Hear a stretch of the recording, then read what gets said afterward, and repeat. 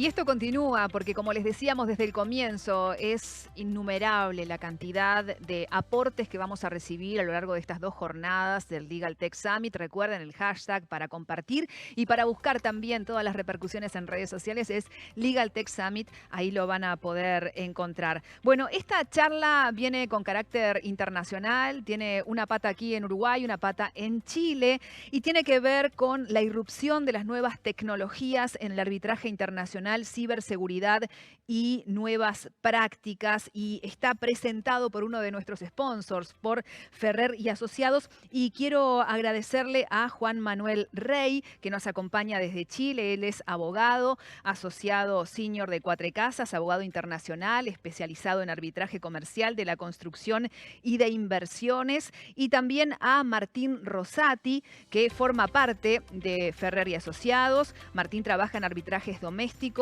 e internacionales administrados por la CCI, el CIADI, la CPA y el Centro de Arbitraje de la Bolsa de Comercio del Uruguay en materia comercial y de inversión. Ha trabajado también a nivel internacional, por supuesto. Ha trabajado en diferentes casos y en diferentes aspectos que tienen que ver con lo legal. Es profesor de la Facultad de Derecho de la Universidad de Montevideo y fue profesor asistente en el curso de arbitraje de la maestría en Derecho de la Universidad de la República, entre otros aspectos. Y algo importante, y es que todos los currículums, todas las biografías de nuestros expositores las pueden encontrar ingresando a nuestro sitio Legal Tech Summit. Bueno, bienvenidos entonces Martín y Juan Manuel. La palabra es de ustedes, los escuchamos con mucha atención. Muchas gracias, Laura, y bueno, buenos días a todos. Muchísimas gracias por la invitación. La verdad que se ven muy buenas estas jornadas. No, con Juan Manuel en realidad lo que queríamos hacer era darles un pantallazo más bien breve de cómo el arbitraje está acomodándose a las nuevas tecnologías y creemos razonablemente bien, y por ahí un poco lo que uno ha visto o escuchado en este último año del Poder Judicial va para adelante, no va para adelante, qué pasa con los casos, cómo nos impacta el COVID, cómo la tecnología nos puede dar una mano, ¿no? Y la discusión a nivel, digamos, de medios o de opinión pública correctamente está centrada, ¿no? en qué pasa en el Poder Judicial, que es donde la mayoría de las causas se terminan dirimiendo. Lo que queremos con Juan es un poco apuntar la linterna a otro animalito que está también en esa misma habitación, digamos, que es el arbitraje, que es otra instancia de solución de controversias que sucede por fuera del Poder Judicial, mayormente con disputas comerciales o de inversión de contenido pecuniario, digamos, que bueno, que también ha sido sacudida por el COVID y que ha respondido a él con ayuda de la tecnología y también considerando sus propias particularidades. El arbitraje a grandes rasgos, bueno, si tú tenés en un contrato acordado que si tenés una disputa vas a nombrar unos árbitros y ellos van a definir tu disputa y no el Poder Judicial, básicamente lo que sucede es que tenés tu procedimiento de solución de controversia dominado bajo el control de esas personas privadas que son quienes lo deciden, ¿no? Entonces, cuando irrumpe el COVID, no es que tú tienes que estar, digamos, atento a, bueno, qué sucede con el Poder Judicial, paran los jueces, no paran los jueces. Si tú estás en un arbitraje, lo que sucede es que tenés que mirar a esas personas a quienes tú mismo les has encargado la solución de ese conflicto. Entonces, irrumpe el COVID y lo que tenemos es una atomización enorme de tribunales arbitrales en todo el mundo, llevando miles y miles de casos, donde cada tribunal debe decidir por sí mismo, bueno, qué hacemos ante esta situación. Están dadas las garantías y los elementos necesarios para seguir con estos procesos o no, y eso se ha ido resolviendo caso a caso, bueno, como vamos a ver también un poco más con Juan, mayormente o en un 99%, digamos, ha habido una buena predisposición de las partes y de los tribunales a encontrar formas de seguir adelante con los procesos y de no dilatar más de lo estrictamente necesario la resolución de estas controversias. Y para eso, bueno, el tema por ahí primordial, ¿no? El arbitraje es algo que siempre ha sido más bien electrónico en los últimos años, en el sentido de que las presentaciones se hacen por mail, tenés muchas llamadas con el tribunal, y en realidad la única instancia donde de verdad hay una presencialidad así fija o de cajón era en la audiencia, que normalmente tenés una audiencia grande o dos por caso en los arbitrajes internacionales. Y bueno, ahí estaba un poco la discusión de que esto lo podemos tener de manera virtual, o en realidad debemos esperar a que se recomponga la situación, etcétera, etcétera. Y ahí lo que hubo fue, bueno, creo que como en todos lados, unos primeros meses de, bueno, esperemos, a ver, esto pasará en un mes, en 2 meses. Cuando quedó claro que esa no era la situación, hubo un empuje grande a audiencias virtuales. Y las audiencias virtuales, bueno, obviamente, nosotros como abogados, ¿no? Lo que queremos es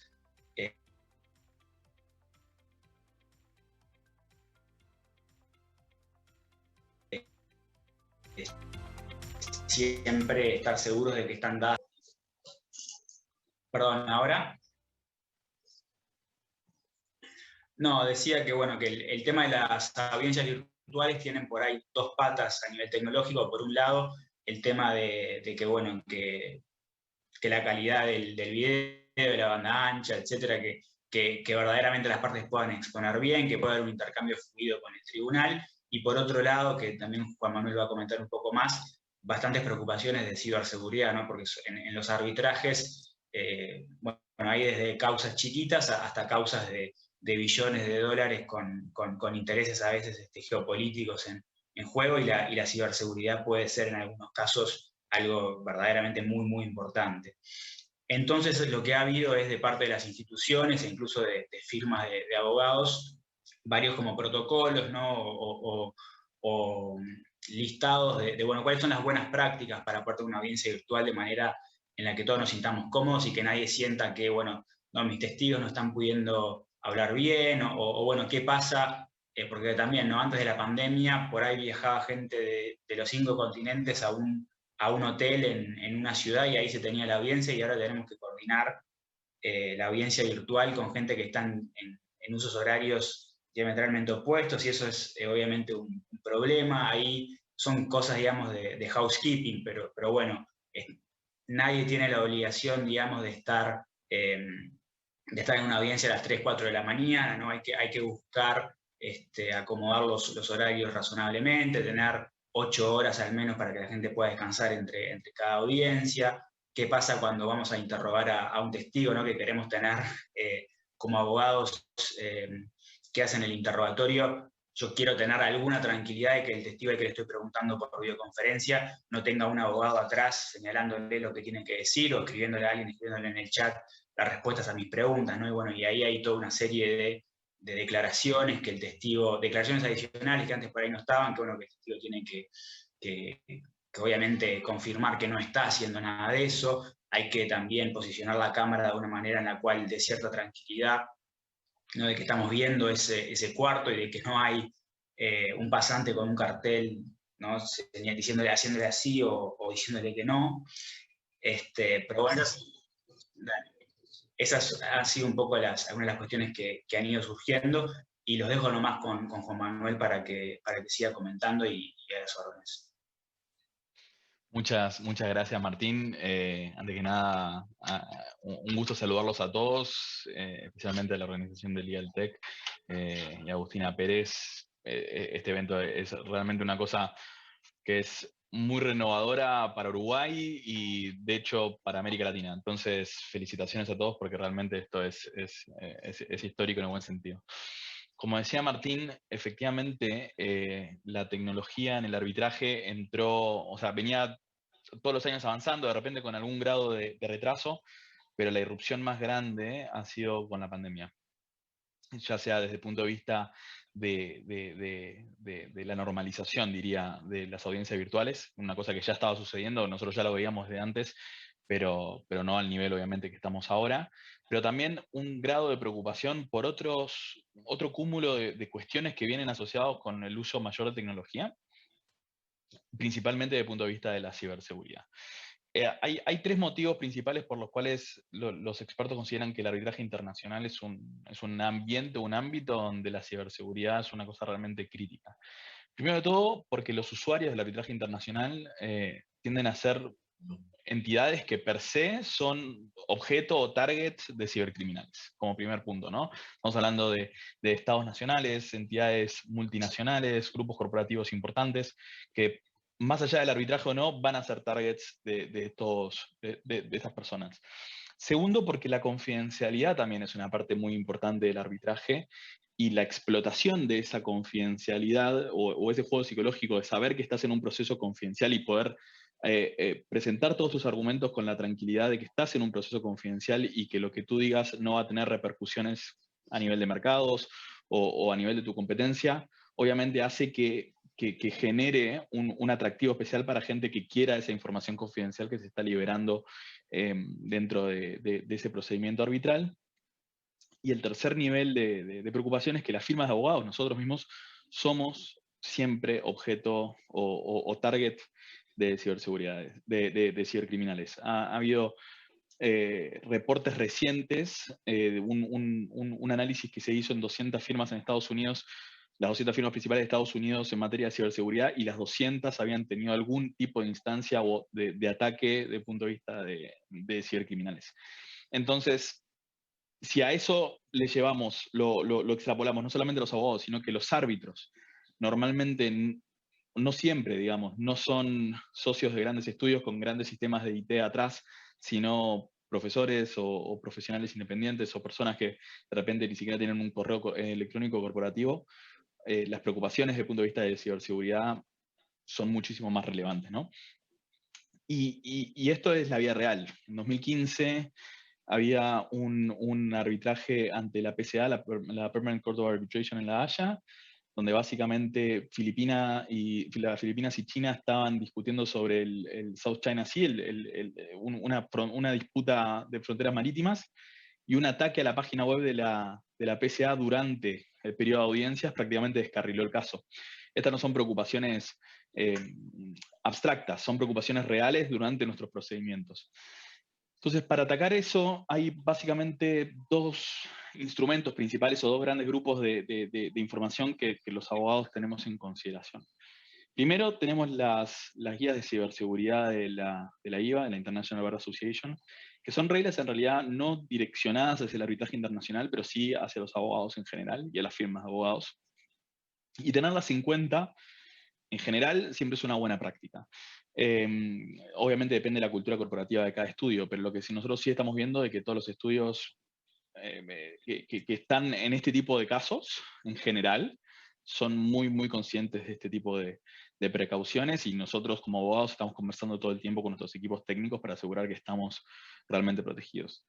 Y el segundo instrumento, que esto ya es algo más propio del arbitraje internacional, es el protocolo de ciberseguridad que hizo la ICA. La ICA es el International Council for Commercial Arbitration, con la barra de la ciudad de Nueva York y la CPR, que es el International Institute for Conflict Prevention and Resolution. Estos tres institutos armaron este protocolo, que es muy fácil de usar. Son 14 principios básicos que nosotros siempre tenemos que tener más o menos claros, y una regla o una serie de reglas de ciberseguridad base. Son baseline security measures, que esas son como el desde o el punto de partida que nosotros tenemos que revisar para estar conscientes o seguros de que estamos adecuadamente protegidos. Como suele suceder, todas estas medidas no son medidas de qué pasa si nos atacan, sino cómo asegurar o cómo prevenir de la mejor forma un ataque. Pero de todas maneras, no están solamente diseñadas desde el punto de vista técnico, sino que están diseñadas para practicantes del arbitraje internacional. Por ejemplo, las reglas o los protocolos nos recomiendan a los abogados y a los tribunales arbitrales, desde el primer minuto, del minuto cero, un arbitraje, tener discusiones serias con relación a los protocolos de ciberseguridad que van a haber en los procedimientos en el arbitraje. Y sobre esto quería levantar tres ejemplos o tres cosas que nosotros vemos en la práctica en América Latina. Y de hecho, esta primera conversación es la primera de ellas, ¿no?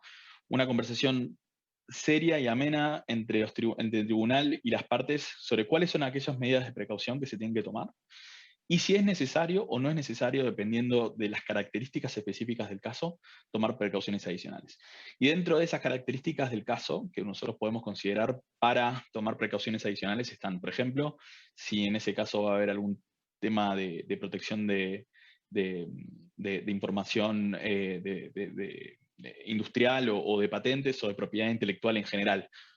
Sabemos que esos casos son los casos que están en rojo desde el punto de vista de la protección de la ciberseguridad y que son más importantes de proteger.